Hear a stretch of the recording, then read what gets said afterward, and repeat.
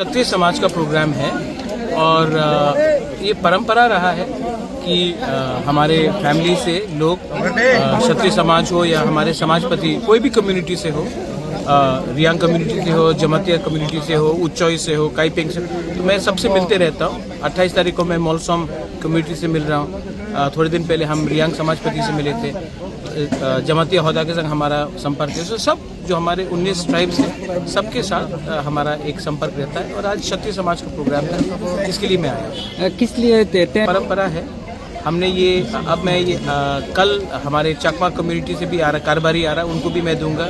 हमारे कोलोई कम्युनिटी से भी सबको मैं सम्मान दे रहा हूँ। और नॉट ओनली टू समाजपति जिन्होंने त्रिपुरा के लिए काम किया है, जिन्होंने हमारे सोच और हमारे आइडियोलॉजी के साथ है, उनको हम सम्मान से मैं अपने तरफ से ये सेंग दे रहा हूँ, जिसको हमने बाहर में बनाया है। सिल्वर प्लेटेड है, उसमें हमारा राज परिवार का, हमारा त्रिपुरा का छाप भी दिया गया है और ये बहुत कम बनता है और मैं ये सब अपने तिपरासा लोगों को दे रहा हूँ। और जो लोग तिपरासा भी नहीं है लेकिन जो जिसके दिल में तिपरासा के लिए प्यार है, उनको भी सम्मान देने के लिए बाहर से विदेश के जो एम्बेसडर्स आते हैं, गेस्ट आते हैं, उनको हम देते हैं। ये हम देते हैं।